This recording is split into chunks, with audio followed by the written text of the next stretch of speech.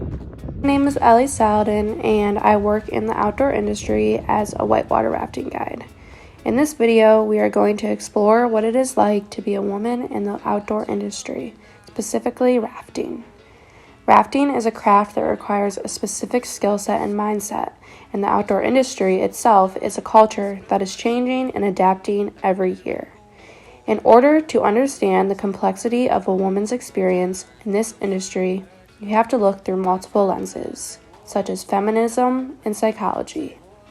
The outdoor industry has been made a male-dominated industry for as long as it has been around.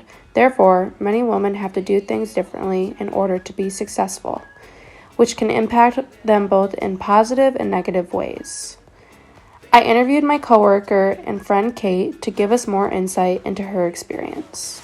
Being a woman in the whitewater community can be challenging with customers because they may not respect you or see you as a leader.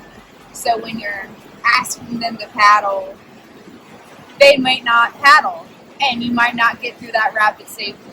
So it is definitely different. You have to kind of become more dominant, kind of really figure out how you can present yourself in a way that is respected, and sometimes you gotta yell, and you gotta be sassy, and you gotta break people down and build them back up again in order for you to be safe on the water.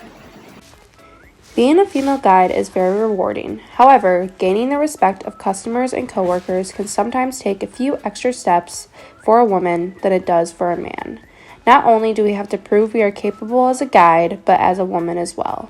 Each woman may approach this differently. For example, some may choose to lead with more masculine leadership norms, while others may choose to use a more calmer and nurturing approach, which is stereotypically seen as feminine.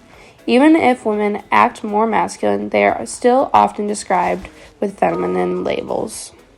And so it can be definitely a social experiment every time as a woman, with being in a patriarchy as we are, with a bunch of older big men getting your boat. They definitely don't have the expectations that they do not expect what they're gonna get when you get on the water. They think it's more like a roller coaster ride, and you're kind of their tour guide instead of really you're kind of a lot of the times a sergeant telling them, hey, you need to paddle now or we're gonna flip. I wanted to get a man's perspective on this topic as well. Therefore, I interviewed the marketing director at a whitewater rafting outfitter in Western North Carolina. I've been very fortunate to work with a lot of women in the outdoor industry. So I'd say that women have always been very integral, especially in Western North Carolina and North Carolina in general, in the outdoor industry. But I would say that I'm actually seeing a lot more women and females in different roles, particularly marketing. CEOs of companies that I'm seeing a lot more of lately. And I think that's a super positive and amazing situation to be happening in our industry. I believe that women add a whole nother element beyond the patriarchal thought process. When I was young and in Boy Scouts, we camped all of the time, whereas the Girl Scouts traditionally did not. I think that's just that in and of itself. And then if you look towards the inclusionary thought process of where the scouting system has gone, and that women and girls are becoming more part of the Boy Scouts and things like that, just taking that as one example. But then seeing, like my daughter, who's 13, has already done more in her young life in the outdoors than I had from an adventure perspective. Besides camping and hiking, I had never done ziplining. I had never done whitewater rafting or rock climbing.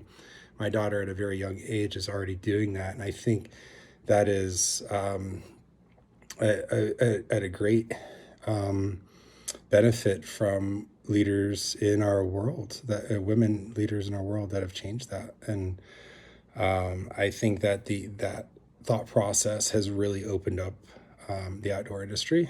I was very fortunate in another role years ago to have met Sally Jewell, who is the CEO of REI, or was the CEO of REI at the time, became Secretary of the Interior under Obama. I think things like that are just absolutely amazing, and I really hope that trend continues. Being a young woman in this industry has its challenges. However, the confidence, experiences, and communities that I have gained outweighs the barriers. People go into this industry for all different reasons, whether they are a man or a woman.